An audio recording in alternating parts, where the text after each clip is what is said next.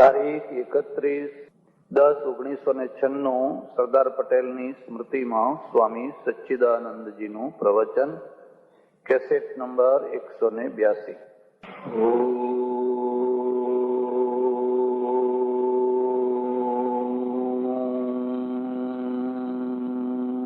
નમઃ શાંતાય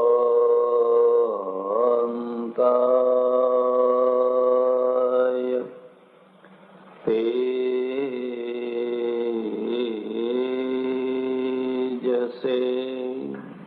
આજની સભાના પ્રમુખ સ્થાને બિરાજેલા શ્રી સરદાર પટેલ સેવા સમાજ ના પણ પ્રમુખ એવા ભાઈ શ્રી રમણભાઈ પટેલ, જેમની સાક્ષરતા, જેમની કોમળતા, જેમની વિશાળતા અને મિલનસાર વૃત્તિ સૌને પ્રભાવિત કરે છે એવા પ્રસિદ્ધ સાહિત્યકાર ભાઈ શ્રી કુમારપાળભાઈ દેસાઈ, અહીંયા મંચ ઉપર બિરાજેલા બધા જ વિશિષ્ટ મહાનુભાવો, સજ્જનો અને બહેનો, કોઈ વ્યક્તિ વિશેષને સુખી કરવો હોય તો તમે કોઈ પણ રસ્તે, ઘણા રસ્તે એને સુખી કરી શકો. ધાર્મિક રીતે સુખી કરી શકો, યોગના દ્વારા કરી શકો, ભક્તિના દ્વારા કરી શકો, વ્યાપારના દ્વારા સુખી કરી શકો. ઘણા રસ્તાઓ છે, એમાંથી કોઈ પણ રસ્તે તમે એને સુખી કરી શકો.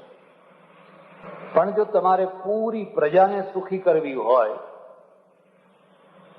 તો એના માટે માત્ર એક જ રસ્તો છે,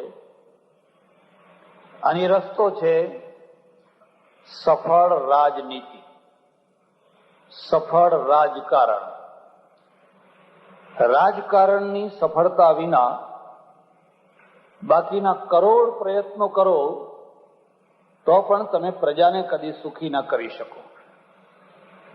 કારણ કે રાજકારણ છે, એનો પ્રભાવ, એની અસર બહુ જ વર્ષો સુધી રહેનારી હોય છે. સરદાર પટેલે ભારતના રાજકારણમાં શું મહત્વનું પ્રદાન કર્યું, એમણે પ્રજાના પ્રશ્નો અને રાષ્ટ્રના પ્રશ્નો ઉકેલીને આપણને કેટલા સુખી કર્યા, એ બધી વાતને જો સમજવી હોય તો આપણે થોડો ભૂતકાળ જોવો પડશે. હું ઈચ્છું આઝાદી પહેલાની સ્થિતિ, આઝાદી માટેની સ્થિતિ, આઝાદીની સ્થિતિ અને આઝાદી પછી વર્તમાનની સ્થિતિ, આ ચાર સંદર્ભોને જો આપણે સમજીએ તો કદાચ સરદારને વધારે સારી રીતે સમજી શકશું.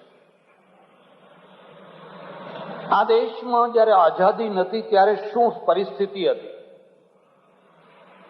આઝાદી પછી જેમનો જન્મ થયો હોય અથવા જેની સ્મરણ શક્તિ બહુ મંદ હોય એને કદાચ ખબર નહીં હોય. પણ આઝાદી પહેલા આ દેશની એટલી બધી દયનીય દશા હતી, અને જ્યારે હું દયનીય શબ્દ વાપરું છું ત્યારે એને ખાસ સંદર્ભમાં વાપરું છું. આઝાદી અને સ્વમાન એ બે પર્યાય છે. સ્વમાન હોય તો જ આઝાદી હોય, અને આઝાદી હોય તો સ્વમાન હોવું જ જોઈએ. પણ આઝાદી હોય ને સ્વમાન ન હોય તો એમ સમજવાનું કે તમને બનાવટી આઝાદી મળેલી છે. કોઈ પણ દેશમાં, કોઈ પણ વર્ગમાં, કોઈ પણ ક્ષેત્રમાં જ્યારે તમે સેકન્ડ ગ્રેડ કે થર્ડ ગ્રેડની પ્રજા તરીકે જીવન જીવતા હો તો તમે કદી સ્વમાનપૂર્વકનું જીવન ન જીવી શકો. તમને કદાચ ખબર હશે, ગાંધીજી જ્યારે આફ્રિકા ગયા ત્યારે તમામ ઇન્ડિયનો માટે આફ્રિકાના ગોરા લોકો કુલી શબ્દ વાપરતા, ઇન્ડિયન નહીં, માત્ર કુલી શબ્દ વાપરતા, કારણ કે ભારતીયો, દક્ષિણ ભારતના લોકો કુલીગીરી કરવા માટે ત્યાં ગયેલા. તમને કદાચ ખબર હશે, હમણાં સુધી લંડનમાં, ઇંગ્લેન્ડમાં ભારતીયોને લોકો પાકી કરતા, પાકિસ્તાની પાકિસ્તાની પાકિસ્તાની. આપણા પહેલા પાકિસ્તાનીઓ ગયા અને એમણે બહુ જલ્દી નામ રોશન કરવા માંડ્યું. તમે અર્થ સમજી શક્યા હશો. પછી આપણા લોકો યુગાન્ડા વગેરેથી ગયા, બધાના કલર સરખા, બધાનું બધું સરખું, એટલે બધાને લોકો પાકી કર્યા કરે, પેકી એમ કર્યા કરે. આ નામમાં એક બહુ મોટું અપમાન છે, બહુ મોટી ઘૃણા છે, બહુ મોટો તિરસ્કાર છે. એક સર્ટિફિકેટ છે. તમને કોઈ પટેલ કહીને બોલાવે અને જ્યારે કોઈ માણસ તમારા ઉપર ખીજાયો હોય અને તમારો તિરસ્કાર કરવા માંગતો હોય, ત્યારે તમારા માટે કોઈ બિલકુલ હલકી નાતનો શબ્દ વાપરે તો એ તમારા માટેનો એક સર્ટિફિકેટ છે, એક અપમાનનું સર્ટિફિકેટ છે. દક્ષિણ આફ્રિકામાં આપણે કુલી હતા, ભારતમાં ગુલામ હતા. અને ગુલામી એવી હતી, મારા એક ઓળખીતા સિંધી મને વાત કરી કે અમારા સિંધમાં અમે વેપારીઓ ગમે એટલા પૈસાદાર હોઈએ, ઘોડા ઉપર ના બેસી શકીએ. અમારાથી ઘોડા ઉપર ના બેસાય, ગધેડા ઉપર જ બેસવાનું. સિંધના ગધેડા બહુ પ્રસિદ્ધ.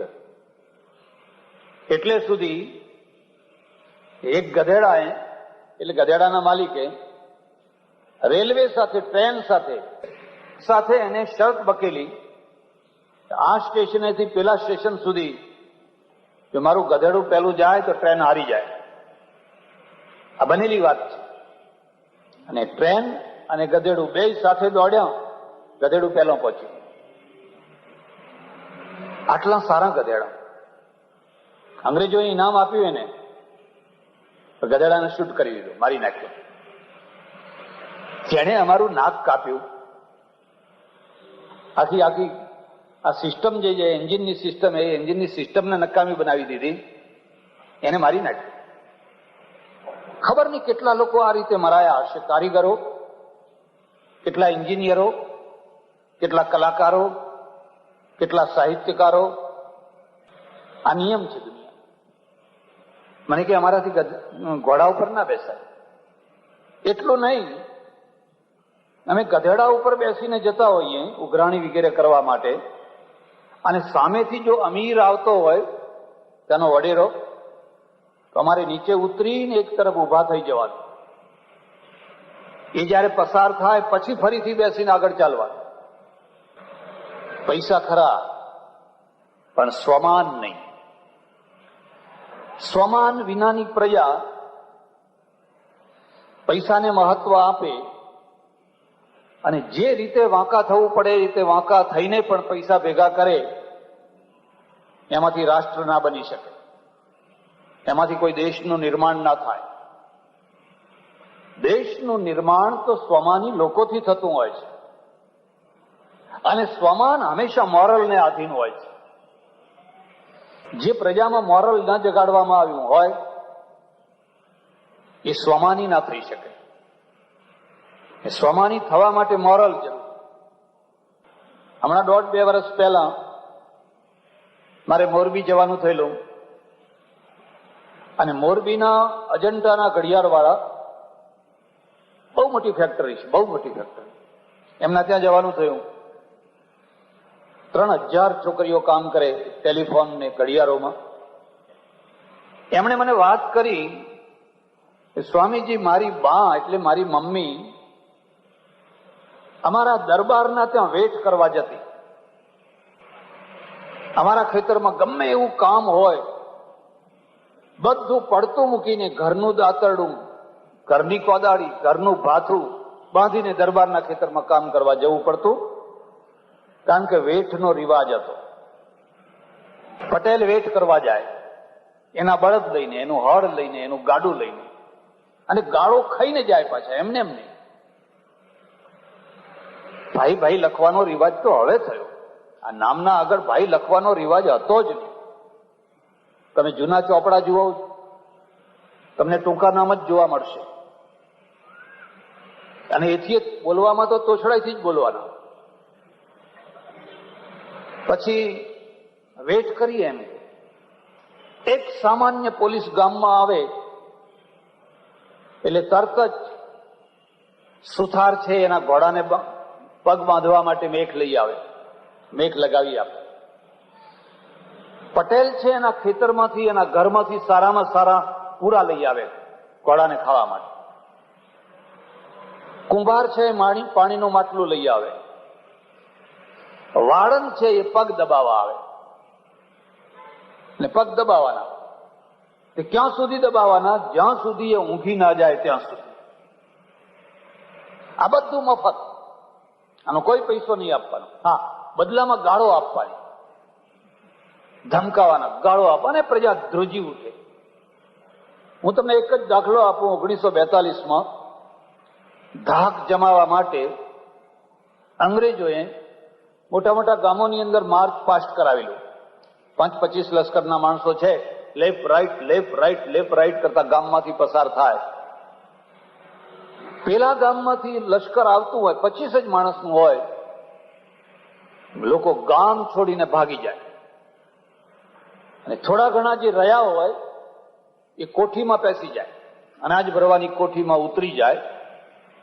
પ્રજા એટલી વિકણ, એટલી ડરપોક, એટલી બધી શૂન્ય થઈ ગયેલી. લશ્કર જતું રહે, કલાક થઈ જાય, કોઈ કોઠીમાંથી બહાર નીકળવાની હિંમત ન કરે.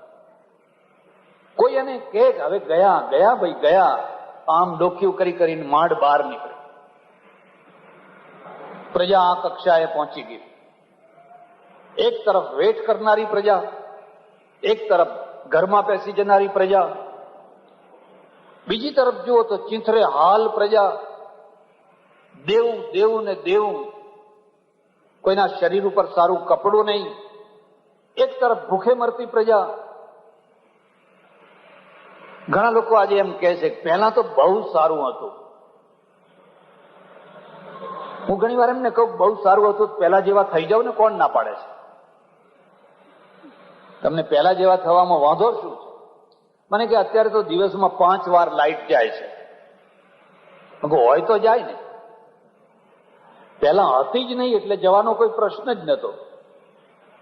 ના કે પહેલા તો આમ પાણી ખેંચતા ને એટલે શરીર સારું રહેતું. મેં કહ્યું હવે ખેંચો કોણ ના પાડે છે? હજુ કોઈ કુવા હોય ત્યાં જઈને પાણી ખેંચો. લોકો ભૂતકાળને જાણતા નથી, ભૂતકાળને સમજતા નથી. કલકત્તા જજો, અંગ્રેજો માટેનો સ્પેશિયલ રોડ, એના ઉપર કોઈ આપણો માણસ ચાલી ના શકે. એ રોડ ઉપર કોઈ પગ ના મૂકી શકે. એનો બગીચો જુદો. દક્ષિણ આફ્રિકામાં તો હમણાં સુધી બગીચાની અંદર જે બેન્ચો મૂકી હોય એમાં લખ્યું હોય ઓનલી ફોર વ્હાઇટ પીપલ. પિક્ચરનો શો હોય તો વ્હાઇટ પીપલનો શો જુદો હોય, પછી બ્લેકનો જુદો હોય. પ્રજા જયારે ડિગ્રેડ થાય, ડિગ્રેડ થયેલી પ્રજા છે એનું સ્વમાન ના હોય. અને સ્વમાન વિના પણ જે સુખી થઈ શકતી હોય એને રાષ્ટ્ર ના હોય. એ પ્રજા ના કહેવાય, એ રાષ્ટ્ર વિનાની પ્રજા છે. એટલે પ્રજા આઝાદી પહેલાની જો સ્થિતિ તમે જુઓ, આજે જયારે ઘણી વાર અનામતનો પ્રશ્ન લોકો ઉપાડે ત્યારે હું એમને ઘણી વાર પૂછું છું કે તમે 60 વર્ષ પહેલાના પત્રકો જુઓ, એમાં કેટલા પટેલો નોકરી કરે છે?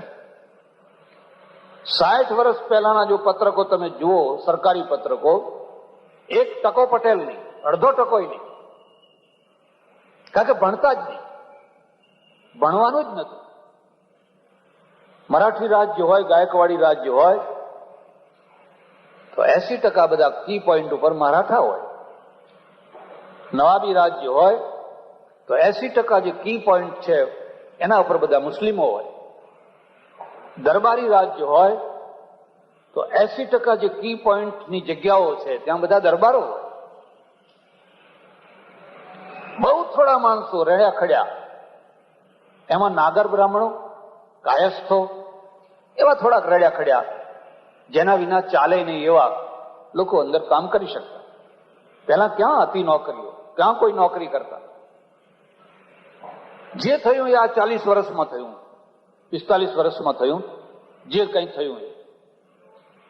આ પરિસ્થિતિની અંદર દેશ સ્વમાન વિનાનો, પ્રતિષ્ઠા વિનાનો, ગૌરવ વિનાનો જીવતો હતો, જીવી રહ્યો હતો. એક બીજી વાત, આઝાદી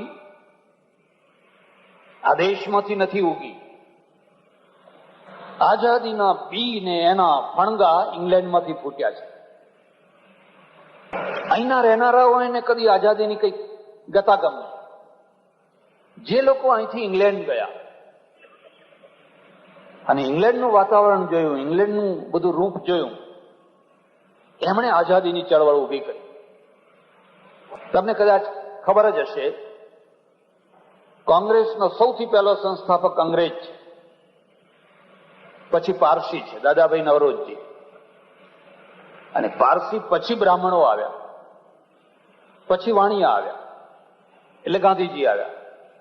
ગાંધીજીના આવતા પહેલા બાલ ગંગાધર તિલક, ગોખલે, મોતીલાલ નહેરુ, આ બધા બ્રાહ્મણો છે.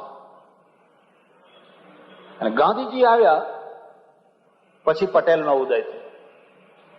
સરદાર પટેલ છે ગાંધીજીના આવ્યા પછી. આખા ઇતિહાસને તમે જોશો તો ખ્યાલ આવશે. જે લોકો ઇંગ્લેન્ડ ગયા, રાજા રામ મોહન રાય નવાબના વકીલ થઈને ગયા, અને એના ઉપર ઇંગ્લેન્ડની બહુ મોટી અસર પડી. હું તમને એક બીજી વાત કહું છું, જે કોઈની અસરમાં નથી આવતો એ કાં તો મહાપુરુષ છે અને કાં તો પથરો છે. પથરાને કોઈની અસર ના હોય, એના ઉપર ગમે એટલું પાણી નાખો, પથરા ઉપર કોઈ અસર હોય? ગાંધીજીએ સ્વીકાર કર્યું કે મારી જિંદગીની, એટલે પ્રાથમિક જિંદગી ઉપર 3 માણસોની બહુ મોટી અસર છે. રાજકારણમાં ગોખલેની,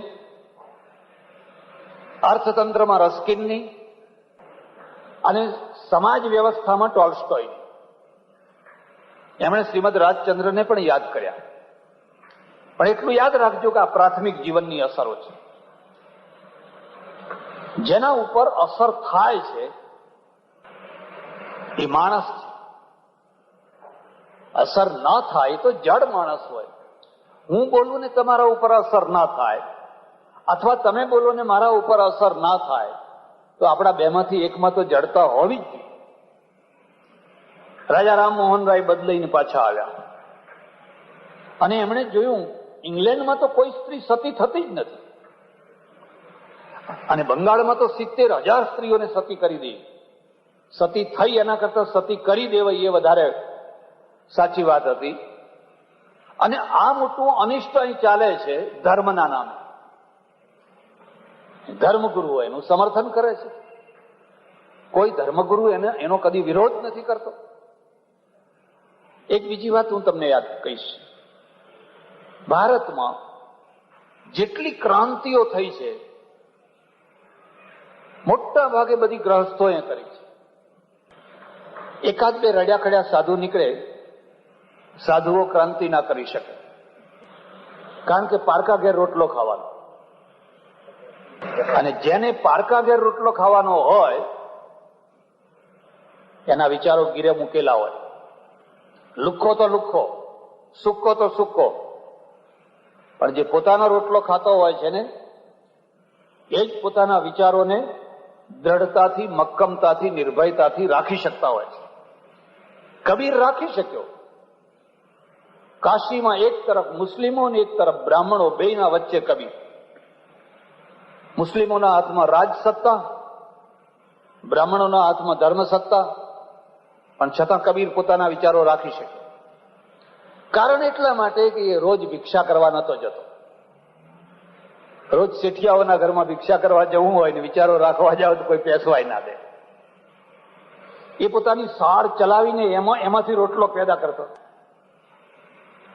રાજા રામ મોહન રાયે, હું એમ કહું કે ભારતનું જે નવું ભારત છે એનો બ્રહ્મા છે, આદિ પુરુષ છે.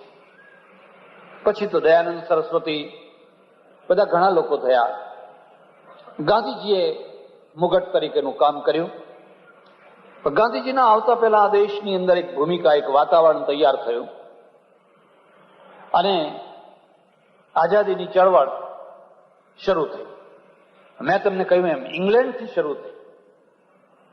શ્યામજી કૃષ્ણ વર્મા કચ્છના, આ બધા ઇંગ્લેન્ડમાં જ રહ્યા અને એમને જોયું કે આ પ્રજા કેવી ને આપણે તો કુરકુરિયા જેવી, ઘાસ કૂતરા બિલાડા જેવી આપણી જિંદગી છે.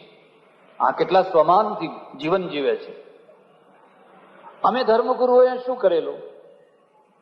અમે લોકોના કાનમાં એક જ વાત ઠાંસી ઠાંસીને ભરેલી, ભારત જેવી કોઈ પુણ્ય ભૂમિ નથી, ભારત જેવી કોઈ પવિત્ર ભૂમિ નથી, એટલે તો ભગવાન અહીં અવતાર લે છે.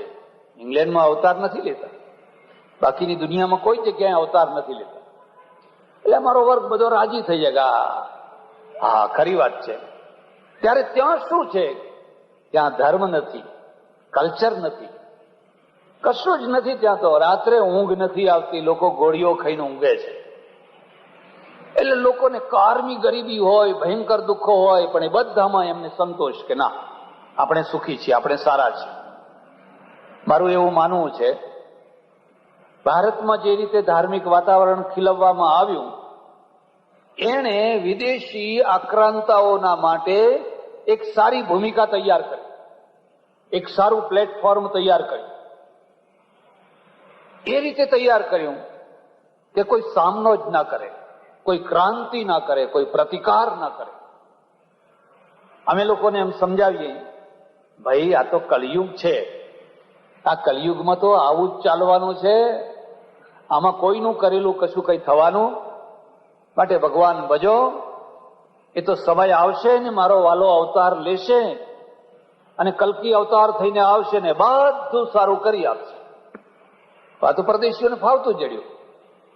આ તો બધા આખી પ્રજા મંજીરા વગાડવા બેસી ગઈ છે. વગાડો, એમ ખૂબ વગાડો. એટલે મુસ્લિમોએ જે ભૂલ કરી એ અંગ્રેજોએ ભૂલ ના કરી. મુસ્લિમોએ બહુ મોટી ભૂલ એ કરી કે એમણે ધર્મમાં દખલ કરવા માંડી, મંદિરો તોડવા માંડ્યા, જાત જાતના દખલ કરી, એટલે આ બધા છંછેડાયા. અંગ્રેજોએ દખલ ના કરી. અંગ્રેજોએ કહ્યું નહીં, અમને મંજીરા જ વગાડવા દો. આ જેટલા મંજીરા વગાડશે એટલા વર્ષ વધારે આપણે રાજ્ય કરશું, કારણ કે એમનું ધ્યાન ત્યાં જ રહેવા દે. થોડા વર્ષો પહેલા મારે અમેરિકા જવાનું થયેલું. એક સજ્જન અમેરિકન વાતમાં ચર્ચા કરતા કરતા એણે મને કહ્યું કે ભાઈ, અમે તો ઈચ્છીએ છીએ કે તમારો દેશ આધ્યાત્મિક બને, ખૂબ આધ્યાત્મનો પ્રચાર થાય, તમારી સંસ્કૃતિ, તમારું અધ્યાત્મ, તમારા ધર્મ જે જે કાર થાય. તો મને બહુ આનંદ આવ્યો કે આ કેટલા વખાણ કરે છે, આપણા માટે કેટલું સારું બોલે છે. એટલે હું તો બહુ પ્રેમથી સાંભળતો રહ્યો. પછી મને એમ થયું કે પૂછ્યું તો ખરો કે આ કેમ આવું કહે છે. મેં કહ્યું શું આવું કેમ કહો છો તમે, શું કારણ છે? મને કે કારણ બીજું કઈ નથી, અમે ઈચ્છીએ છીએ કે તમારી કોલેજમાંથી, યુનિવર્સિટીમાંથી ભણેલા ગણેલા પ્રતિભાશાળી વિદ્યાર્થીઓ સાધુ થાય, ટોકરા ખખડાવે, મંદિરમાં જાય, અને અમારા છોકરા પ્રયોગશાળામાં જાય. અમારા છોકરાઓ પ્લેન બનાવે ને તમે ખરીદો, અમે ટેન્ક બનાવીએ ને તમે ખરીદો, અમે શિપ બનાવીએ અને તમે ખરીદો. અમારું બધું બનાવેલું તમે ક્યારે ખરીદશો? કે જ્યારે તમારા છોકરાઓની પ્રતિભા પ્રયોગશાળામાં નહીં જાય ત્યારે. અને પ્રયોગશાળામાં જતા એને અટકાવવી હોય તો એક જ રસ્તો છે, ખખડાવો ટોકરા, બીજી વાત નહીં, બનાવો બધા. બુદ્ધે હજારો સાધુઓ બનાવ્યા હતા, અને હવે અત્યારે પાછા આપણે ટોળા બધા બીએસસી એમએસસી છોકરો, આ ફલાણો ખખડાવો ટોકરા. ઓહો, મેં કહું આ તો બહુ મોટી ગાળ થઈ આપણા ઉપર. આ તો વખાણ ના થયા પણ ગાળ થઈ. મને કે, અને પછી એણે જ મને પ્રશ્ન પૂછ્યો. મને કે સ્વામીજી, સાચો જવાબ આપો તો હું તમને એક પ્રશ્ન પૂછું. મેં કહું પૂછો. આખા વિશ્વની અંદર એવી કઈ પ્રજા છે જે પોતે 85 થી 90% બહુમતી હોવા છતાં 10-12% માર ખાખા કરતી હોય એવી દુનિયામાં કઈ પ્રજા છે? તો તમે કયો જવાબ આપો? મેં કોઈ તો અમે જ છીએ. તો મને કે શરમ નથી આવતી તમને? અહીંયા પ્રચાર કરવા આવો છો, પહેલા તમારા દેશને સુધારો ને. આજે 80-85% પ્રજા છે એને જીવતા શીખવાડો ને. એ તો સદીઓથી માર ખાઈને મરી ગઈ છે, અને આજે 10% પ્રજા એના ઉપર માછલા ધોવે છે, અને એ મહોલ્લા ખાલી કરીને ભાગી રહી છે, પોળોની પોળો ખાલી થઈ રહી છે, અને છતાંય તમે પરદેશમાં આવો છો બધું અધ્યાત્મનું. એટલો સજ્જડ જાણે પથરો વાગ્યો હોય ને એવી મને એની અસર થઈ ગયા. કેટલી સાચી વાત છે. અમે જે રીતે ધર્મની વ્યાખ્યા કરી, જે રીતે અધ્યાત્મની વ્યાખ્યા કરી, એ તો પ્રજાને ગુલામ થઈ દેવા માટેનું પ્લેટફોર્મ હતું. અને અંગ્રેજોને બધાને એ પ્લેટફોર્મ ગમ્યું. અને ગમ્યું એટલે કહ્યું તમને આમને ખખડાવા દો, આમને જેટલું અધ્યાત્મ થવું એટલું થવા દો. એ જેટલા વધારે આધ્યાત્મિક થશે ને એટલા જ વર્ષો આપણે વધારે રાજ કરી શકશું. કારણ કે એમની આખી 100% વૃત્તિ ત્યાં છે. ત્યાંથી વૃત્તિ બહાર ના જવી જોઈએ. એટલે ગાંધીજી જયારે દક્ષિણ અમેરિકાથી અહીંયા આવ્યા, તમને નવાઈ લાગશે, અરવિંદને મળવા ગયા. અરવિંદને મળવાનો ટાઈમ ના આપ્યો. વિવેકાનંદને મળવા ગયા, વિવેકાનંદે મળવાનો ટાઈમ ના આપ્યો. એ વખતે આ બે મહાન વિભૂતિઓ ભારતની આધ્યાત્મિકતાનું પ્રતીક હતી. ભારતની ધાર્મિકતાની દોરવણી એમના પ્રભાવમાં હતી. તો બેમાંથી એકેય એમને મળવાનો ટાઈમ ના આપ્યો. ગાંધીજીએ લખ્યું, અરવિંદને પત્ર લખ્યો કે તમે ભયભીત થઈને આ ચંદ્રનગરમાં ફ્રેન્ચોની કોલોનીમાં આવીને શું કામ છુપાઈને બેઠા છો? બહાર નીકળો, કોઈ અંગ્રેજ તમને ફાંસીએ નહીં ચડાવે, અને કદાચ ચડાવશે તો અમે તમારી ખાંભીની પૂજા કરશું, પાળિયાની પૂજા કરશું. ગાંધીજી આખા દેશનું ચક્કર કાઢ્યું. પેપરો વાળાને મળ્યા, તંત્રીઓને મળ્યા, ફલાણાને મળ્યા, નેતાઓને મળ્યા, બધાને મળ્યા. ત્યારે ગાંધીજીને લોકો ઓળખે નહીં એટલા બધા. દક્ષિણ આફ્રિકાની થોડી થોડી વાતો પેપરમાં આવે, બાકી એટલી બધી એમની કોઈ એ પ્રસિદ્ધિ નહીં. અને આ માણસે એક બહુ મોટું કામ એ કર્યું કે એમણે જોયું કે જો આ દેશને આઝાદી અપાવવી હશે તો પહેલી શરત છે કે પ્રજામાં એક એકતા લાવવી પડશે. અને આ બહુ મુશ્કેલ કામ છે. માત્ર ભારત માટે નહીં, માત્ર હિન્દુઓ માટે નહીં, એશિયાની પ્રજા, પછી હિન્દુ હોય કે મુસ્લિમ હોય, એમની વચ્ચે એકતા કરાવવી એ બહુ કઠિન કામ છે. તમે અફઘાનિસ્તાનની આજે વાત જાણતા હશો. અફઘાનિસ્તાન સ્વતંત્ર છે, આઝાદ છે, પણ અંદર અંદર લડે છે. બધા મુસલમાન છે, પણ એક તરફ પખ્તુનો છે, એક તરફ ઉઝબેક છે, એક તરફ તાજીક છે, અને ઈરાનની તરફ હજારા લોકો છે. આ ચાર જે મુખ્ય જાતિઓ છે, ચારે ચાર જાતિઓ અંદર અંદર લડી રહી છે. તમને કદાચ ખબર હશે, આફ્રિકાની પ્રજા છે, આપણા માટે તો એક સરખી જ દેખાય છે.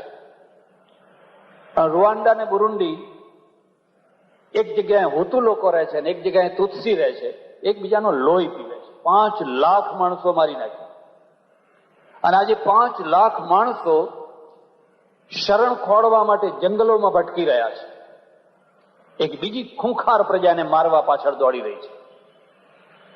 5 લાખ હુતુ ને તુત્સીઓ લડે છે. મુસ્લિમો ન હોય તો હિન્દુઓ અંદર અંદર લડવાના, અને હિન્દુઓ ન હોય તો મુસ્લિમો અંદર અંદર લડવાના. પાકિસ્તાનમાં લડાઈઓ ચાલે છે, કરાંચીમાં રોજ લાશો પડે છે. આ પ્રજાને એક કેવી રીતે કરવી? અને આ અસંભવ વાત ગાંધીજીએ એમની વાણિયા બુદ્ધિથી કરી. એક બુદ્ધિ એવી હતી, એને હું દયાનંદ સરસ્વતીની બુદ્ધિ કહું છું. એમની બુદ્ધિ એવી હતી કે તમે બધું, બાકીનું બધું ખોટું છે, હું કહું છું એક સાચું છે, બાકી બધું ખોટું છે, બધાનું ખંડન કરી નાખો. એ રીતે તો એકતા ના થઈ શકે. એ રીતે તો તમે સમન્વય કે પ્રેમ ના ઉભો કરી શકો. વિખવાદ ઉભો કરી શકો, વેરઝેર ઉભો કરી શકો. ગાંધીજીએ જોયું કે આ પ્રજાને ભૂખે મારી નાખો તો એ શું કરવાની નથી. એના શરીર ઉપર કપડાં નહીં હોય, એના ઘરમાં અનાજ નહીં હોય, કશું બોલવાની નથી. પણ જો એના ધર્મને અડ્યા તો એ આગ લગાડી દેશે. એના ધર્મને છેડછાડ ના કરો. આ તો ધર્મ ઘેલી પ્રજા છે. અંગ્રેજીઓ 1857 બોધપાઠ લીધો ને જાહેરાત કરી દીધી મહારાણીના ઢંઢેરામાં સરકાર ધર્મમાં દખલ નહીં કરે. એ રાજ કરી શક્યા. ગાંધીજીએ શું કહ્યું? અમે દખલ કરશું પણ એકતા કરવાની કરશું. બિલકુલ અસ્પૃશ્ય નહીં, બિલકુલ ઉપેક્ષા નહીં. અમે જૈનને પાસે લાવશું, ઓમ નમો અરિહંતાણમ બોલશું. અમે શીખને પાસે લાવશું અને વાહેગુરુ બોલશું, સત શ્રી અકાલ બોલશું. અમે મુસલમાનને પાસે લાવશું અને સલામ આલેકુમ કહીશું. આ બધાને પાસે લાવશું અને એમ સમજાવશું કે બધા જ ધર્મોની અંદર સારી સારી ઘણી વાતો છે. સારી સારી વાતોને આપણે આગળ લાવો. જે નથી ગમતી એ વાતોને છોડી દો, એ બધાને એક તરફ રહેવા દો. આ એક બહુ મોટું કામ હતું અને આ કામ વર્ષો પહેલા થિયોસોફિકલ સોસાયટીએ પશ્ચિમમાં શરૂ કરેલું. અને પશ્ચિમમાં જે આ શરૂઆત થયેલી થિયોસોફિકલ સોસાયટીના દ્વારા, એ ધાર્મિક અસહિષ્ણુતાના દ્વારા કંટાળેલી પ્રજાએ આ શરૂ કરેલું. એટલે એક તરફ આ વાત હતી. બીજી તરફ શું હતું? ગાંધીજીએ જોયું શસ્ત્રના સામે શસ્ત્રથી આપણે પહોંચી નહીં શકીએ. ક્યાં અંગ્રેજ સલ્તનત, એની પાસેનું કેટલું મોટું આર, કેટલા મોટા હથિયારો, અને બીજી તરફ ભારતની પ્રજામાંથી 90% પ્રજાને ચક્કુ પકડતા નથી આવડતું. લાઠીને, છરીને, ધાર્યું ને તલવારની વાત તો બહુ દૂર રહી, પણ એને ચક્કુ પકડતા નથી આવડતું. એ લોહીનું ટીપું જોઈ નથી શકતું. આવી દુનિયામાં બીજી કોઈ પ્રજા તમને જોવા નહીં મળે. એક લોહીનું ટીપું નીકળે ને તમે મૂર્છિત થઈને, બેભાન થઈને ઢળી પડો. કારણ શું છે કે વર્ષોથી લોકોને અહિંસા અહિંસા અહિંસા અહિંસા. અહિંસા કઈ ખોટી નથી. મારે એ જ તમને કહેવું છે. ગાંધી અહિંસાવાદી છે અને સરદાર પટેલ પણ અહિંસાવાદી છે. પણ સરદાર પટેલની જે અહિંસા છે ને, એ રામ, કૃષ્ણ, શિવાજીની અહિંસા છે. શૌર્ય સાથેની, શસ્ત્ર સાથેની અહિંસા છે. અને ગાંધીજીની જે અહિંસા છે એ તો સાધુઓની અહિંસા છે. ખાઓ, માર જ ખાઓ, બીજી વાત નહીં, માર ખાઓ. એક બીજી વાત તમે યાદ રાખજો. અહિંસાની લડતના કારણે આ દેશને આઝાદી મળી એ પૂરી સાચી વાત નથી. ગાંધીજીની પાસે અહિંસા કરતા એક બહુ મોટું બીજું શસ્ત્ર હતું, એના કારણે આઝાદી મળી. અને બીજા શસ્ત્રનું નામ છે અસહયોગ આંદોલન. અસહયોગ, અહિંસા નહીં. અહિંસા એટલા માટે છે કે તમે અસહયોગને સારી રીતે આચરી શકો. એટલા માટે તમે સરકાર સાથે સહયોગ ના કરો. આ તો કેટલું મોટું શાસ્ત્ર છે. સરકાર જે કરવું હોય એ કરે, પણ આપણે એને કોઈ સહયોગ નહીં આપવાનો. તમારું ઘર તૂટી પડે, જો ઘરના માણસો અસહયોગ કરે, તમારી પત્ની એટલું જ કે બોલવાનું નહીં, ગાળ નહીં બોલવાની, ઝઘડો નહીં કરવાનો, કશું જ નહીં કરવાનું, માત્ર અસહયોગ. 2 કપ ચા આવવા દેજો, બસ. નહીં લાવવાનું, આમ બેસી રહેવાનું. સાંભળે છે કે નહીં? ચા આવે છે કે નહીં? એટલે અહિંસા આવી. એનો ક્રોધ, એનો આક્રોશ. સામે ક્રોધ નહીં, સામે આક્રોશ નહીં, અસહયોગ ચાલુ રાખવાનું.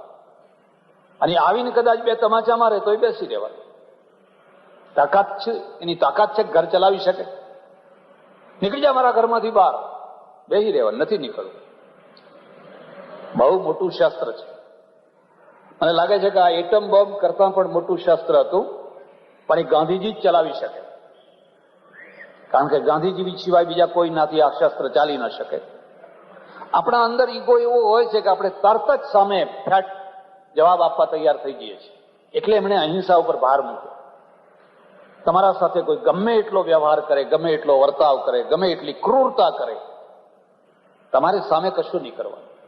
તો તમારો અસહયોગ સફળ રહેશે, અહિંસાના દ્વારા સફળ રહેશે.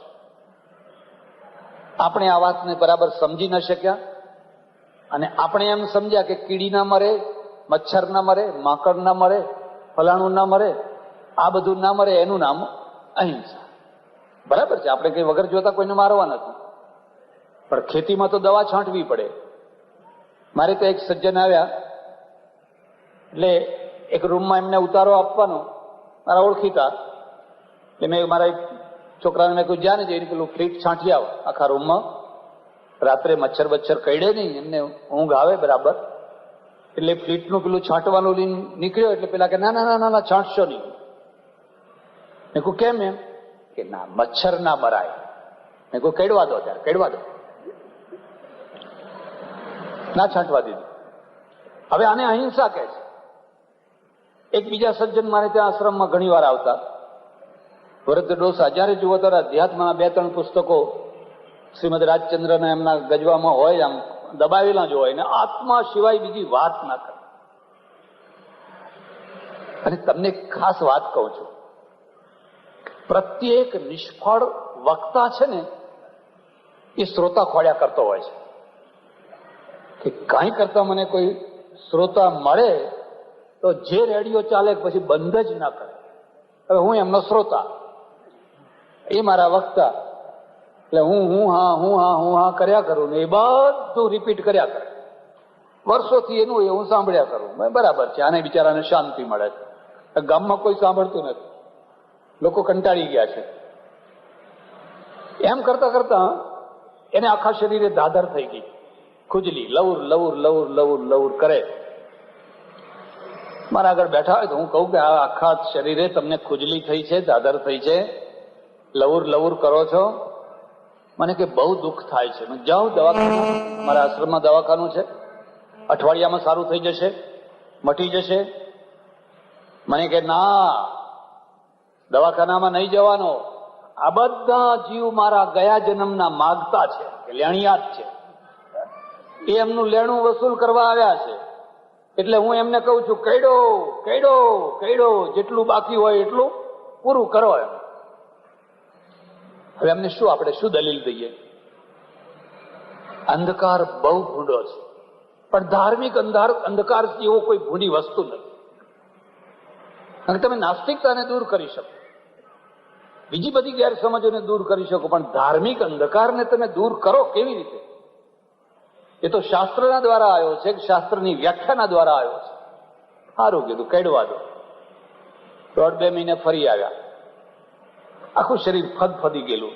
મને રડ્યા, મને કે રાત્રે ઊંઘ નથી આવતી, મુનિ મહારાજ હું શું કરું, બહુ દુઃખી થઉં છું. મેં કહું તો તમને કહું છું ને, દવા લો ને, મટી જશે. તો કે એમ? હા. તો કે તમે આજ્ઞા કરો. મેં કહું આજ્ઞા કરીને વળી કેટલી વાર કરવાની હોય? મને કે ના એમ નહીં, તમે મને ચોખ્ખી આજ્ઞા કરો, જાઓ દવા કરાવો. એમ એટલે મેં કહ્યું જાઓ દવા કરાવો. હા, માથા ગયા. પછી મને થયું કે આને આવું કેમ કેવડાવ્યું હશે મારી પાસે.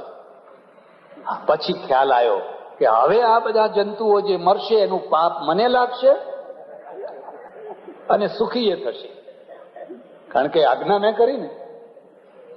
હવે આપણે આને અહિંસા માનીએ છીએ, આનું નામ અહિંસા માનીએ છીએ.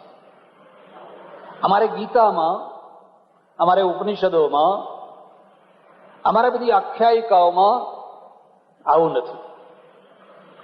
સરદાર પટેલ અને ગાંધીજી બેયના વચ્ચેનું આ અંતર છે. ગાંધીજીની અહિંસા આ સંદર્ભમાં છે કે તમે અસહયોગનું આંદોલન ચાલુ રાખી શકો એટલા માટે. જો તમે લાઠીનો જવાબ લાઠીથી આપો, પથ્થરથી આપો, તો પેલી ગોળીઓ ચલવાની જ છે. તો તમે ગોળી ચલાવવા માટેનું નિમિત્ત આપો. તમે ગાંધી મૂવી જોયું હોય, તમે અમેરિકામાં જોયું, મને લાઈન બતાવ્યું લોકોએ આગ્રહ કરીને. સોલ્જરો, પેલા ગોરા સોલ્જરો ઘોડા ઉપર પૂરપાટ ધડબડ ધડબડ ધડબડ ધડબડ આવે છે, અને ગાંધીજી પોતાના હાથ નિહત્થા ટોળાને કહે છે બેસી જાઓ, સુઈ જાઓ, કોઈ ઉભા ના થશો. અને પેલા ઘોડા આમ ચીસ પાડીને ઊંચા થઈ જાય છે, ચલાવો અમારા ઉપરથી ઘોડા.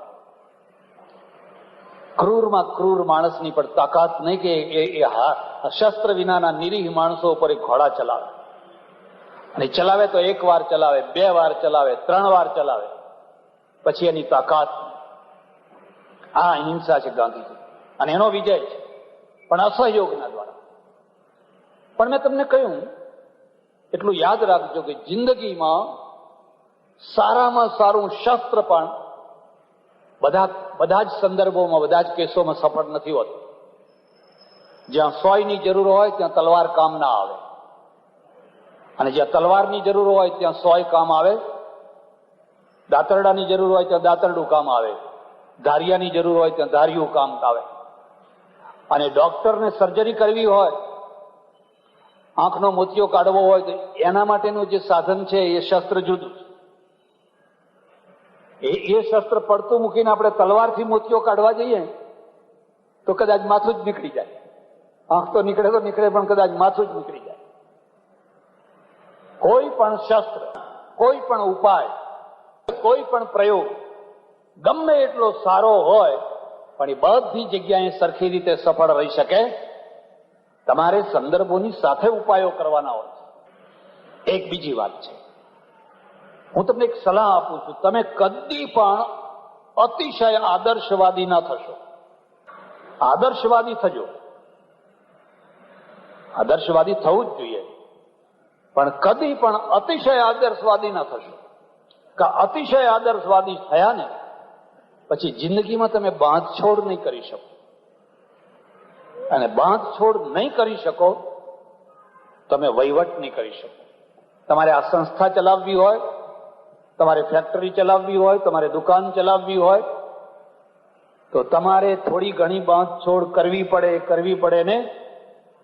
તમારા છોકરા સાથે, તમારા છોકરાની વહુ સાથે, પત્ની સાથે બાંધછોડ કરવી જ પડે.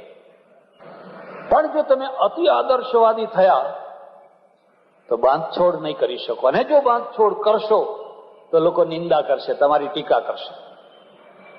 અરે આ તો મોટી મોટી વાતો કરતા હતા, જોયું ને તમે? આ તો મોટી મોટી વાતો કરતા હતા, તમે જોયું ને? મારે તો એક સજ્જન આવ્યા, રાત્રે બધી ખૂબ ચર્ચા કરી, પછી મેં સવારે કહ્યું ચાલો ચા, હું ચા નથી પીતો, ચા કોફી દૂધ પણ નહીં. ચાલો તમે ચા પીવો. સાથે બેસાડીને ચા પીવડાવવા માંડ્યો. પછી એમણે પહેલો પ્રશ્ન પૂછ્યો, ગાયનું દૂધ છે? મેં કહ્યું હા ગાયનું દૂધ છે, આશ્રમમાં ગાય હતી, ગાયનું દૂધ. ખુશ થઈ ગયા. નાસ્તો મૂક્યો આગળ. પછી મને કે ગાયના ઘીમાં બનેલો છે આ લાડુ? એ યોગાનો યોગ ગાયના ઘીમાં બનેલો હતો. ખુશ થઈ ગયા. આટલે સુધી તો બરાબર રહ્યું.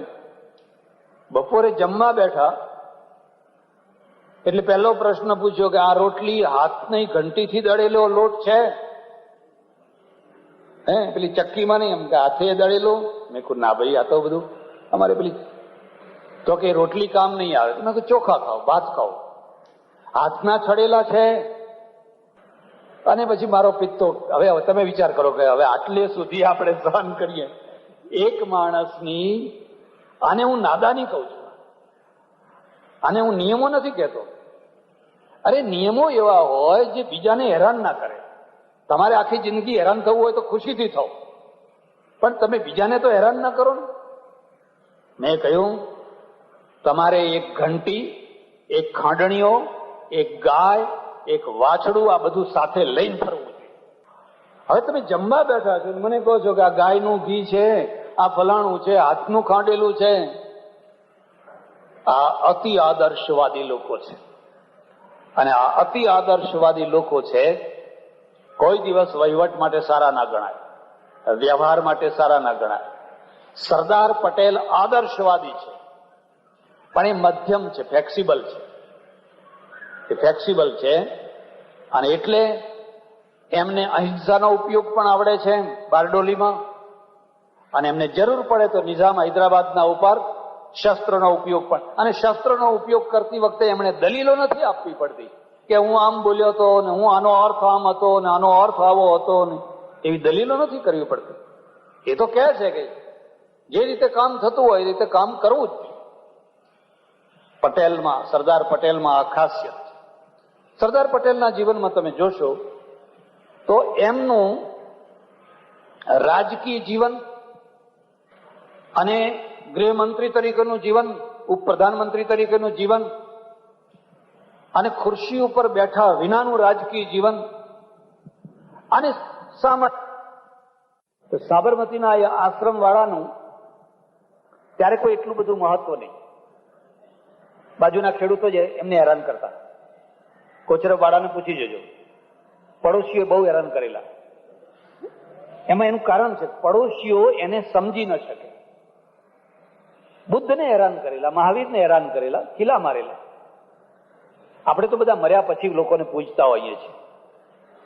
જીવતા માણસને તો જીવતો માણસ જ ઓળખી શકતો હોય છે. જે વર્ષો પહેલા મરી ચુક્યા છે ને 2000 વર્ષની પહેલાની સાલમાં જે જીવે છે એ આજના માણસને ના ઓળખી શકે.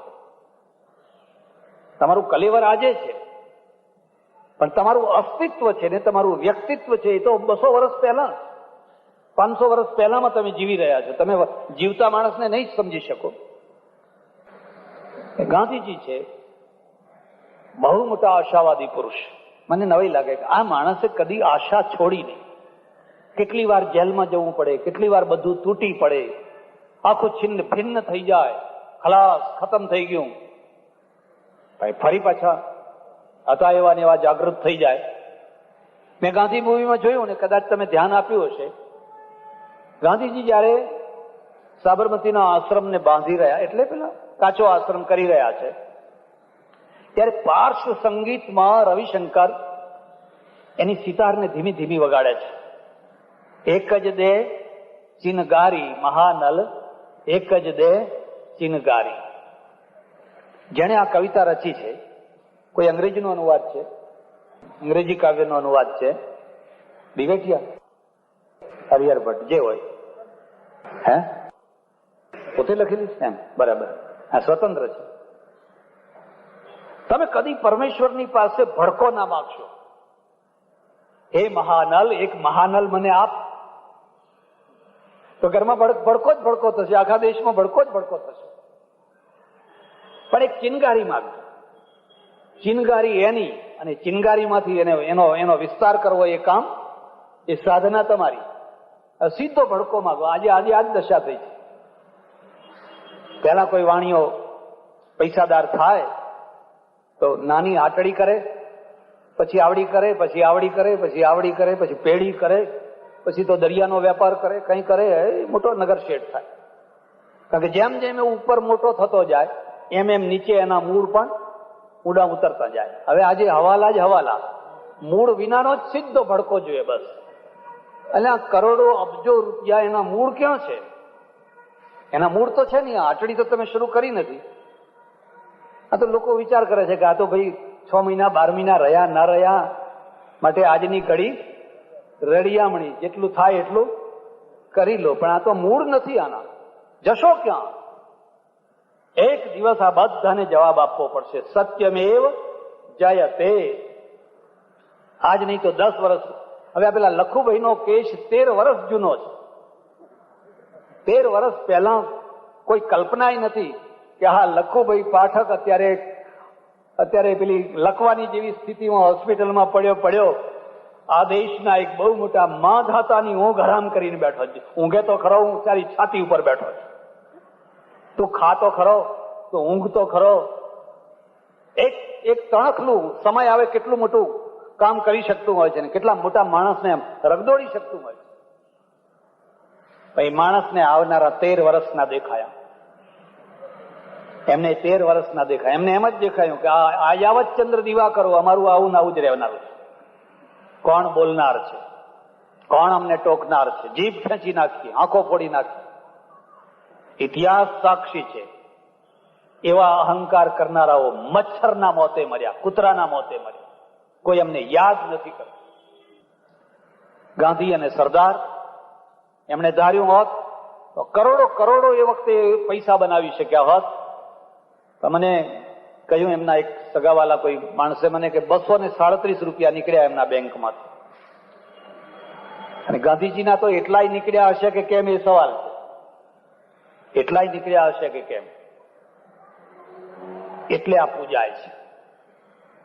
એટલે ગાંધી આ સરદાર પટેલ છે, વકીલ તરીકે જયારે અહીંયા સારા સફળ વકીલ તરીકે કાર્ય કરે, નામ સાંભળે કે અહીં કઈ ગાંધીજી કોઈ આવ્યા છે, એમ કે હા છે, એમ કે એ બધી જૂની વાતો, એમાં કઈ તથ્ય નહીં, પત્તે રમ્યા કરે. નહીં, મોટા ભાગે તો લોકો છે ને નવરા માણસોને બીજું કરવું શું. જોકે અત્યારે આપણે આ ટીવીનો ખૂબ આભાર માનવો જોઈએ કે રખડતા માણસોને ઘણાને બંધ કરી દીધા, ચોંટી જ રહે, બેસી જ રહે. અને લોકો એમ કહે છે કે છોકરા બગડે છે, છોકરા બગડે છે, છોકરા બગડે છે. પણ મારો અનુભવ એવો છે કે ડોહા જ ખસતા નથી ટીવી આગળથી. અહીંયા કોઈ બેઠા હોય તો પૂછી જોજો. મારા ઓળખીતા એક વૃદ્ધ પુરુષ છે, અત્યારે 92 વર્ષ ઉંમર છે, 92 વર્ષ. પણ ઓસ્ટ્રેલિયામાં જો મેચ રમાતી હોય, ઓસ્ટ્રેલિયાની મેચ રાત્રે 1:30 વાગે આવતી હોય તો 1:30 વાગે ટીવી આગળ બેસી જાય. પેલા એમાંથી આવતી હોય ને 1:30 વાગે, તે 1:30 વાગે એને એ ટીવી આગળ બેસી જાય. ઘર આખું બધું. મને કે એના વિના ગમતું, હે કે છક્કો માર્યો, દોડો, કીધું તમે દોડો અહીંયા, એમાં શું. આ ટીવી એ ઘણા માણસોને પકડી લીધા. એમાં ઘણું સારું આવે છે, ઘણું ખરાબ આવે છે. હવે તો જોનાર ઉપર આધાર છે, પણ ત્યારે આના સિવાય બીજું કોઈ વસ્તુ નથી. અને એમાં એક દિવસ એ ગાંધીજીની અડફટમાં ચડી ગયા. આ એક યોગાનું યોગ હોય છે. નરેન્દ્ર આવી રીતે જ રામકૃષ્ણની હડફટમાં ચડી ગયેલા, ઓચિંતાના ચડી ગયા, ને એક વાર હડફટમાં આવ્યા એ કાયમ ના આવી ગયા. તમને કદાચ ખબર નહીં હોય, ગાંધીજીના ચિત્રો, ગાંધીજીનું સ્ટેચ્યુ કાળા રંગનું દેખાય છે. દુબળું પાતળું તો ખરું, પણ કલરમાં કાળો કલર દેખાય. ખરેખર એવા નતા, એ તો ગૌર વર્ણના હતા, અને એ ચામડીમાંથી તેજ નીકળતું. કાળા રંગના નતા, એકદમ લાઇટ કલર હતો. અને એની આંખમાં એટલું પાણી હતું, એટલું તેજ હતું કે લોકો આંખથી આંખ મેળવી ન શકતા. એટલી તેજસ્વીતા એમનામાં હતી. ગાંધીજીની ઝપટમાં એક વાર જે આવ્યો ને, આવી ગયો. અને ગાંધીજીએ બધાને ધંધા છોડાવ્યા, ઘરબાર છોડાવ્યા, ભણવાનું છોડાવ્યું.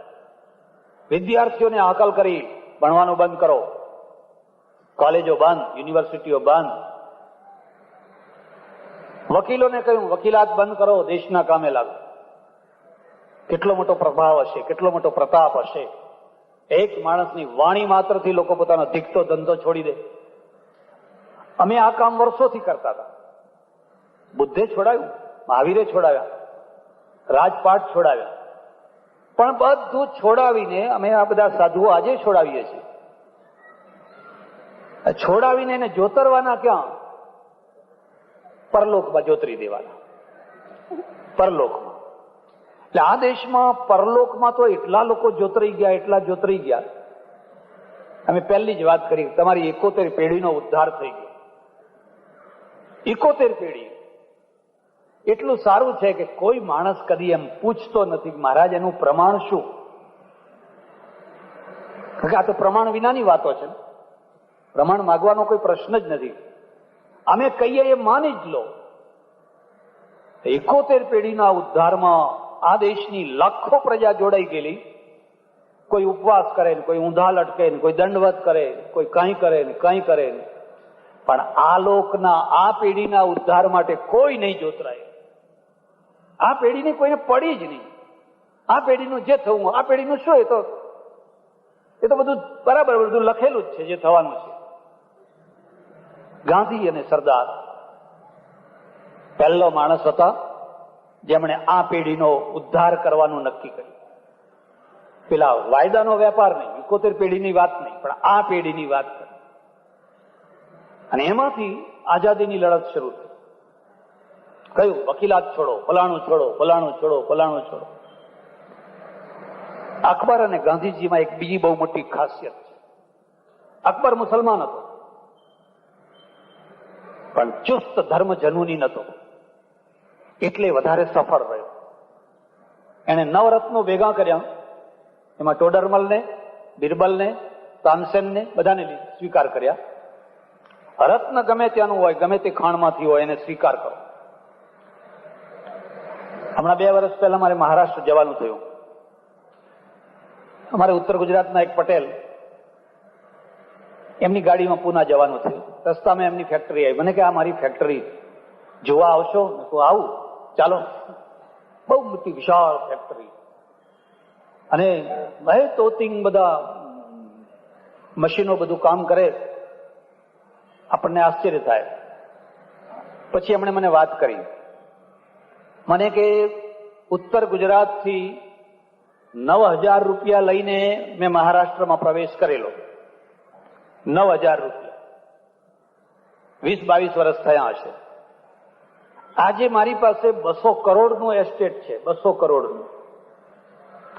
મેં કહ્યું 9,000 કરોડ, 9,000 રૂપિયામાંથી તમે 200 કરોડ ઉભા કર્યા? હા. મેં કહું મને શીખવાડો ને ભાઈ, મારે પારકા ઘેર રોટલા ખાવાનું બંધ થાય? મને કે તમારું કામ નહીં,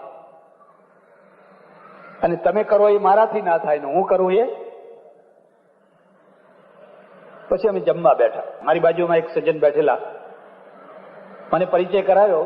મને કે આ અમારા પેલી ફેક્ટરીના મેનેજર છે, મિસ્ટર મુખર્જી, બંગાળી છે. સારું. પછી વાત મેં કહું આ મુખર્જીને પગાર કેટલો આપો છો?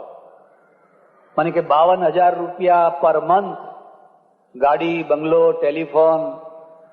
અરે 52,000 તો રાષ્ટ્રપતિને નહીં મળતા હોય. 52,000 રૂપિયા? મને કે હા.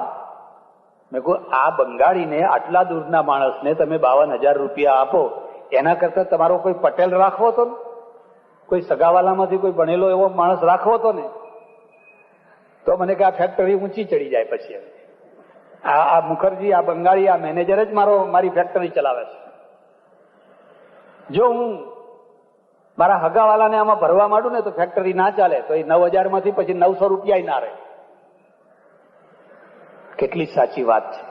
રત્નોને શોધવાનો, રત્નોને ઓળખવાના. એટલે મુદ્દો યાદ રાખ, મજૂરોથી મિલ નથી ચાલતી હોતી, મજૂરોથી સાચા ચાલે. ખડખડ ખડખડ ખડખડ.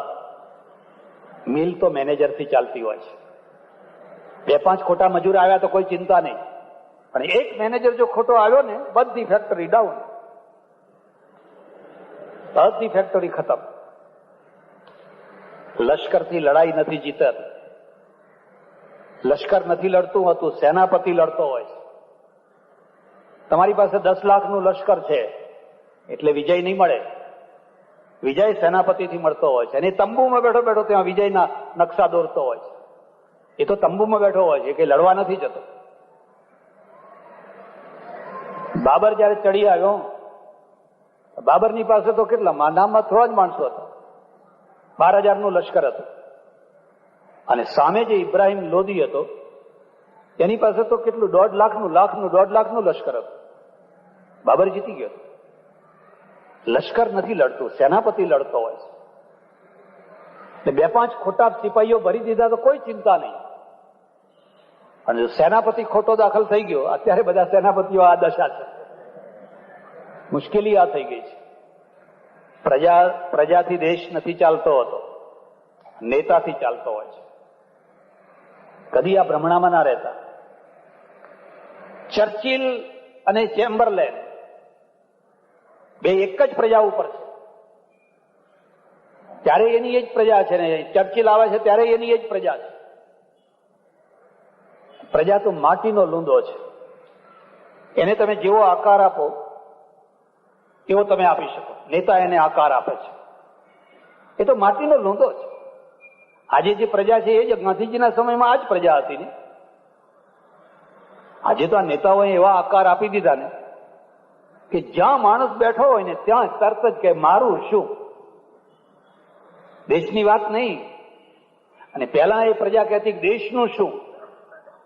ત્યારે તો આ દેશમાં કેટલા ભગતસિંહ, કેટલા આઝાદ, કેટલા લોકો થનગનતા. અને આ સ્ત્રીઓ અંગ્રેજોની સામે જઈને ઉભી રહે, ચડાવ તારા ઘોડાને, હિંમત હોય તો. એટલી બહાદુર, એ તો ઘડેલી પ્રજા હતી. નેતા ઘડતો હોય છે. એટલે પ્રજાથી દેશ નથી બનતો, નેતાથી દેશ બનતો હોય છે. સરદાર પટેલ છે, વકીલાત છોડી અને ગાંધીજીના સાથે જોડાઈ ગયા. અને ગાંધીજીએ જોયું, એક બીજી વાત પણ યાદ રાખજો, તમને શું પરખતા આવડે છે? તમને હીરો પરખતા આવડે છે? સોનું પરખતા આવડે છે? કપડું પરખતા આવડે છે? તમને માણસ પરખતા આવડે છે? હું માનું છું કે જેને માણસ પરખતા આવડે છે ને એનાથી મોટો કોઈ ઝવેરી નથી. અને જેને માણસ પરખતા નથી આવડતો એનાથી મોટું કોઈ ડોબું નથી. અને ભલા થજો, ખુરશી ઉપર બીજા બધાને બેસાડજો, પણ કોઈ ડોબાને ના બેસાડજો. જો કોઈ ડોબું બેસી ગયું તો એને માણસ પરખતા નહીં આવડે, અને અહીંની જગ્યાએ આને બેસાડશે ને આની જગ્યાએ એને બેસાડશે, પછી તમે દેશનું ભલું ના કરી શકો. ગાંધીજીએ ખાન અબ્દુલ ગફ્ફાર ખાનને ઓળખ્યા, બંગાળના નેતાઓને ઓળખ્યા, ચક્રવર્તી રાજગોપાલાચારીને ઓળખ્યા, લાલા લાજપત રાયને ઓળખ્યા. જુદા જુદા ધર્મના, જુદા જુદા સંપ્રદાયના, જુદા જુદા પ્રાંતના, જુદી જુદી ટેવો વાળા બધાને ગાંધીજીએ સમન્વય કર્યો, મેળવ્યા, ઓળખ્યા. પણ એમણે જોયું કે આ બધાના ઉપર ચડી જાય એવું કોઈ રત્ન હોય તો એ મારા ગુજરાતમાં છે, સરદાર પટેલ. અને એમને પહેલું કામ સોંપ્યું બારડોલી. તમે બારડોલી જાઓ અને બારડોલીમાં જે આંદોલન ચાલે છે, અંગ્રેજોનો વિરોધ ચાલે છે, એનું નેતૃત્વ કરો. બારણા હરાજ થયા, ઢોરો હરાજ થયા. હું તમારા વખાણ કરવા ખાતર નથી કહેતો, હું તમને એમ કહું છું કે જે દિવસે ગુજરાતના આઝાદીનો ઇતિહાસ, ચળવળનો ઇતિહાસ લખાશે, તે દિવસે બારડોલીના પટેલો, બારડોલીની આજુબાજુના પટેલો, રાસના પટેલો, રાસની આજુબાજુના ગામડાવાળાના પટેલો બધાના પહેરેલા લુગડે ખેતરમાં કાઢેલા. એમની ભેંસો, એમના બળદ, એમના ઘર, એમના બારણા ઉતારી લીધેલા, પહેરેલા વસ્ત્ર એમને કાઢી મૂકેલા. અને ફરી પાછા મળશે કોઈ ગેરંટી નહીં. અંગ્રેજો સામે બાથ ભીડવાની. અને ડૂબતા જહાજનું નેતૃત્વ કરવું એ બહુ કઠિન છે.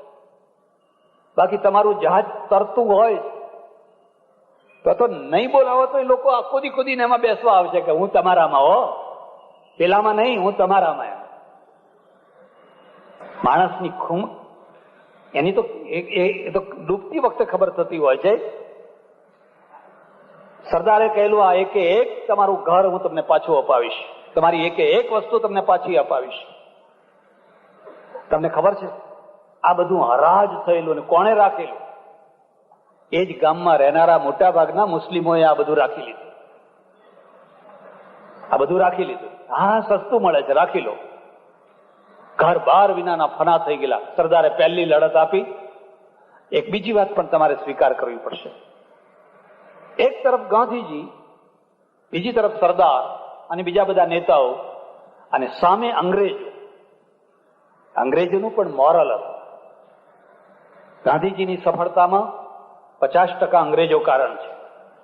જો અંગ્રેજોની જગ્યાએ રશિયનો હોત, ઇટાલિયનો હોત, જર્મનો હોત, મુસ્લિમો હોત તો ગાંધીજી સફળ ના થઈ શક્યા હોત. તો સામે અંગ્રેજો હતા, એ ઝૂક્યા.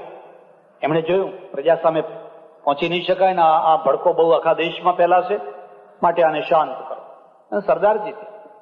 ત્યારથી એમનું નામ સરદાર પટેલ પડ્યું. અને એક કાર્યકર્તા તરીકે, ધોતીઓને જબ્બો, એક કાર્યકર્તા તરીકે એ કાર્ય કરતા રહ્યા અને પોતાનું કાઠું કાઢતા રહ્યા. એમનું કાઠું એટલું વિશાળ, એટલું કદાવર થયું, કેટલી વાર એમને કોંગ્રેસના પ્રમુખ બનાવ્યા. એમની અનિવાર્યતા થઈ ગઈ. કોઈ કોંગ્રેસની મિટિંગ હોય, કોઈ વર્કિંગ મિટિંગ હોય, કોઈ ફલાણું હોય, કોઈ નિર્ણય લેવાનો હોય મહત્વનો, સરદારને પૂછ્યા વિના નિર્ણય ના લઈ શકાય. સરદાર એક અનિવાર્ય વ્યક્તિત્વ થઈ ગયું. અને પછી આઝાદી મળી. તમને ઘણાને ખબર હશે જ, પહેલા પ્રધાનમંત્રી તરીકેનો હક અને કોંગ્રેસ કમિટીના જે ઠરાવો છે સરદાર પટેલના પક્ષમાં હતા, નહેરુના પક્ષમાં નહોતા. પ્રાંતીય કમિટીએ જે ઠરાવ કર્યા, બધાએ સરદાર સરદાર સરદાર સરદાર સરદાર, બધાએ સરદારનું નામ આપેલું. પણ ગાંધીજીએ કહ્યું, સરદાર મારી એક ઈચ્છા છે, તું ખસી જા અને નહેરુને પ્રધાનમંત્રી થવા દે. સરદારે કહ્યું, તમારી ઈચ્છા, હું ખસી જઈશ, ભલે નહેરુ પ્રધાનમંત્રી થતા હોય. સરદારની વહીવટી જે કુશળતા છે, નિર્ણયો લેવાની જે ક્ષમતા છે, એમની જે મુત્સદ્દીગીરી છે, એમના જે પરાક્રમ છે, એની જયારે તમે નોંધ લો ત્યારે ભરતની માફક પાદુકાનું પૂજન કરીને હું રહીશ એવા ત્યાગની પણ નોંધ લેવાની કે નહેરુના માટે ગાંધીજીના કહેવા માત્રથી ખસી. બાકી એમને વિજય મેળવવાનો નથી, વિજય મળ્યો જ, એમના પક્ષમાં જ બધા ઠરાવો થયા. અને ખબર નહીં ગાંધીજીએ કયા કારણસર આવો દબાણ કર્યું હશે ને શું થયું હશે, એ તો ભગવાન જાણે. આજે પણ પ્રજાને એક વસવસો રહી ગયો કે કદાચ ગાંધીજી આવો દબાણ ના કર્યું હોત અને સરદાર પટેલ જો પ્રધાનમંત્રી થયા હોત તો બીજું તો બધું ઠીક, કાશ્મીરનો પ્રશ્ન બાકી ના રહ્યો. જેમ બીજા પ્રશ્નો બાકી ના રહ્યા એમ કાશ્મીરનો પ્રશ્ન બાકી ના રહ્યો હોત. સરદારની એક ખાસિયત હતી, એમણે કદી પણ કોઈ પ્રશ્નને ટલ્લે ચડાવ્યો જ નહીં. ઉકેલ જ ઉકેલ, ઉકેલ જ ઉકેલ. નેતૃત્વનો અર્થ છે પ્રશ્નોને ઉકેલે એ નેતા કહેવાય. પ્રશ્નોને દાબી દે, પ્રશ્નોને ઢાંકી દે, પ્રશ્નોને ધકેલે ચડાવી દે, એને નેતા ના કહે. તો કાયરતા છે. તમને વર્ષ, 2 વર્ષ, 5 વર્ષ મળ્યા છે, તમે પ્રશ્નો ઉકેલીને ભારતને ક્લિયર કરીને આપો, તો પેલો શું વિચાર કરે છે કે હજુ 2 વર્ષમાં તો આપણે જવાનું છે, 2 વર્ષ પાર કરો ને પછી જે આવનારો હશે એને જે કરવું હોય. એમણે પ્રશ્ન ઉકેલવા માંડ્યા અને એમના અમર કાર્યોમાંનું એક કાર્ય 600 ઉપરના રજવાડા, ટપકા ટપકા ટપકા ટપકા ટપકા ટપકા. ભારતનો જે નકશો તમે જુઓ તો એમ લાગે કે કોઈ કાબરચિત્રો ઘોડો હોય કે કોડ થયેલો માણસ હોય. નાના નાના રજવાડા, આ બધા રજવાડાને એક કરવા કેવી રીતે? આજે જો આ કામ કરવાનું હોય તો ના કરી શકાય. ત્યારે જ ચાસણી તૈયાર થયેલી અને આ કામ સરદારે લીધું. જેમ ભાઈ શ્રી કુમારપાળભાઈએ કહ્યું, જોધપુરના રાજા આડા ફાંટ્યા. એટલી હદે સુધી તમને કદાચ ખબર નહીં હોય, મોહમ્મદ અલી જિન્નાએ જોધપુરના દરબારને, રાજાને ઓફર કરી, તમે પાકિસ્તાનમાં ભળો અને કોરા કાગળ ઉપર હું સહી કરી આપું, તમારે જે શરતો જોતી હોય એ શરતો બધી આપવા અમે તૈયાર છે, તમે પાકિસ્તાનમાં ભળો. અને ભળવા તૈયાર થઈ ગયેલો. અમને અમારી શરતે એક વાર ભળો ને પછી તો અમને બધું કરતા આવડે છે. જુનાગઢની સ્થિતિ, નિજામની સ્થિતિ, અને નિજામમાં તો હિન્દુઓ ઉપર હાહાકાર વર્તાવી દીધેલો. એટલા જુલમ કરેલા હિન્દુઓ નિરાશ્રિત થઈને ભાગતા હતા. એક યોજના હતી કે આખા સ્ટેટને મુસ્લિમ બનાવી દો, હિન્દુઓને બગાડી દો અને આપણે એક સ્વતંત્ર બીજું પાકિસ્તાન થઈ જાવ. આ બધી પરિસ્થિતિ અને એક તરફ છે નિરાશ્રિતોનો ધાડાના ધાડા આવે ત્યારે આ સરદાર પટેલ. અને સરદાર પટેલની મુશ્કેલી સૌથી મોટી એ કે એક એવો ક્રિકેટ રમનારો માણસ હતો જેનો એક પગ બાંધી દીધેલો હતો અને એક પગે જ કૂદીને લડીને દોડીને લડવાનું હતું. જેનો એક હાથ બાંધી દીધો, એક હાથ ગાંધીજીએ બાંધી દીધો હતો, એક પગ નહેરુજીએ બાંધી દીધો. જો એના 2 પગ ખુલ્લા હોત અને 2 હાથ ખુલ્લા હોત તો કદાચ ઇતિહાસ કંઈક જુદો જ હોત. જોયું કે આ નિજામનું કોકડું કોઈ સાબે સુલઝે એવું નથી. નિર્ણય લઈ લીધો, પોલીસ એક્શન, લડીને લઈ લો, બીજો કોઈ રસ્તો નહીં. કાલ સવારે મિલિટરી દાખલ થવાની છે નિજામના સ્ટેટમાં અને આજે જિન્નાનું મૃત્યુ થયું, જિન્નાનું અવસાન થયું. તે નહેરુજી દોડતા સરદાર પાસે આવ્યા. કેવું મોટું વ્યક્તિત્વ હતું. પ્રધાનમંત્રી ગૃહમંત્રીને પોતાની ઓફિસમાં ના બોલાવે કે સરદાર તમે મને મળવા આવો, મારે કામ છે, પણ એ પોતે દોડતા આવ્યા અને આવીને કહે છે સરદાર એ નિજામ ઉપર આપણે એટેક કરવાનો છે, હવે કાલ ના કરી શકાય, કારણ કે જિન્ના મરી ગયા અને દુનિયા આપણને શું કહેશે, દુનિયાના આગળ આપણે મોઢું શું બતાવશું, માટે અઠવાડિયું તમે થોભી જાઓ. અને આમણે ચરોતરી પટેલનો જવાબ આપ્યો કે હું એને ક્યાં કહેવા ગયો હતો એક દાડો વહેલો મરજે. એને ઉતાવળ કરી કે એમાં મારો શું વાંક છે? એમ મારે તો જે કરવાનું છે એ કરવાનું છે ને કરવાનું જ છે. તમે તમારું કામ કરો.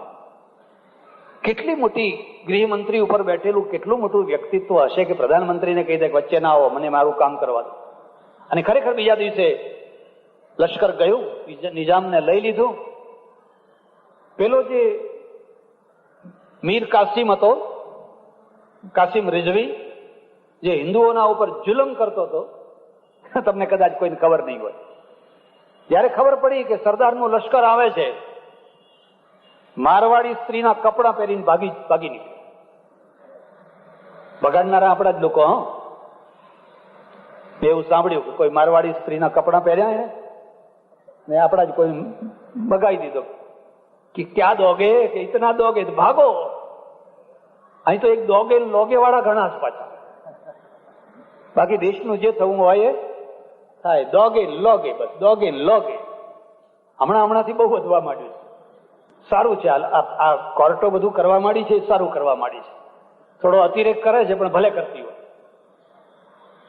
નિજામ લઈ લીધું, જુનાગઢ લઈ લીધું. જુનાગઢની એ દશા.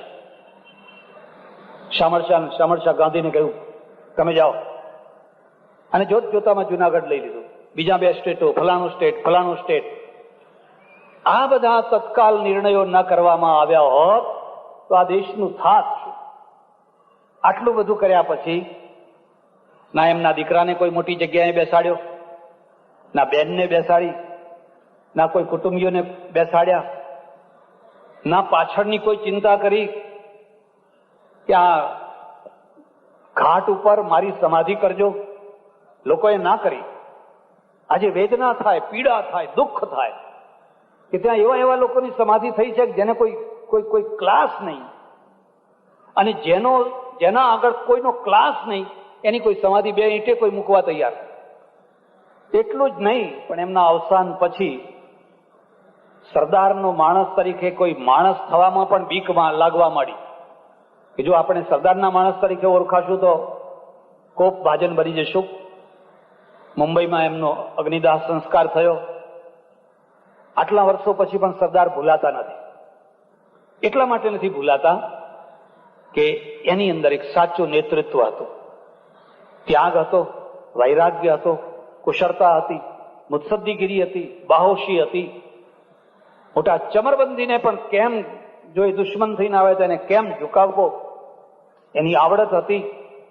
2 વર્ષ જેવી એક નાની મુદત એમને મળી, અને નાની મુદતની અંદર જે એમણે કામ કર્યું એ આજે વર્ષો 45-50 વર્ષ પછી પણ આપણે એ કામ નથી કરી શકતા. એટલું કરીએ છીએ, સમય ઉપર આપણે સરદારને યાદ કરીએ છીએ. સજ્જનો, સરદાર પટેલ સેવા સમાજ વર્ષોથી અમદાવાદમાં એક સારી સંસ્થા તરીકે પોતાનું નામ રોશન કરી રહ્યો છે. સોશિયલ વર્ક, સામાજિક કામ, વિદ્યાર્થીઓ માટે, ખાસ કરીને ગુજરાતમાં જે બહુ મહત્વનું કામ કરવા જેવું હતું અને છે એ છે કે આપણા વિદ્યાર્થીઓ, આપણા બાળકો, આપણા છોકરાઓ IAS નથી થઈ શકતા. અંગ્રેજી કાચું હોય છે એટલે બધા કી પોઈન્ટ ઉપર બેઠેલા અમલદારો, ઓફિસરો છે એ બધા બહારના હોય છે, દૂરના હોય છે. એ આપણા ભારતના જ છે, એના સાથે કોઈ વિરોધ નથી. પણ તમારો છોકરો જો આવું કંઈ નહીં ભણે ને નહીં કી પોઈન્ટ ઉપર બેસે તો તમે વહીવટ કોઈ બેસશો? તમારે વહીવટની લગામ તમારા હાથમાંથી જતી રહેશે. સરદાર પટેલ સેવા સમાજે આ બીડું ઉપાડ્યું અને એના માટેના કોચિંગ ક્લાસ તૈયાર કર્યા, અને એ રીતે છેલ્લા કેટલાક વર્ષોમાં વાતાવરણ સુધર્યું છે.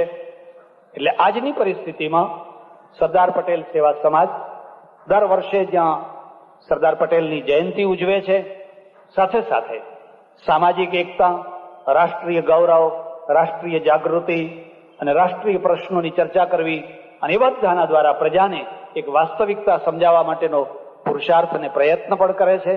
આવું એક સારું કામ કરનાર સંસ્થાને મારા તરફથી અભિનંદન, અને સરદાર પટેલના ચરણોમાં મારા, તમારા, આપણા સૌના તરફથી એક શ્રદ્ધાંજલિ કે તમે થોડું જીવ્યા પણ અમર થઈ ગયા. તમારો વારસો, તમારી કૃતિઓ, તમારી બાહોશી, તમારી હિંમત આજે પણ અમને પ્રેરણા આપે છે અને અમે નતમસ્તક થઈને તમને યાદ કરીએ છીએ. કોઈ સરકાર યાદ કરે કે ના કરે, બીજા કોઈ યાદ કરે કે ના કરે, પણ અમે તો તમને હંમેશા યાદ કરશું અને કરતા રહીશું, કારણ કે એમના મૂળ પ્રજાના હૃદયમાં છે. એમના મૂળ કોઈ કાર્યાલયમાં નથી, એમના મૂળ કોઈ પોલિટિક્સની રેતીમાં નથી, પણ એમના મૂળ તો જન જનના હૃદયની અંદર બિરાજેલા છે. એ જલ્દી નીકળી શકે નહીં. એટલે આજે એ વંદનીય વિભૂતિને ખૂબ નતમસ્તક થઈ અને આપણે પ્રણામ કરીએ અને એમના બતાવેલા રસ્તે, એમની બાહોશીથી, એમની હિંમતથી, એમની કુશળતાથી આ દેશને આગળ વધારીએ એવી પરમેશ્વરને પ્રાર્થના. આભાર. ધન્યવાદ. હરિઓમ તત્સત.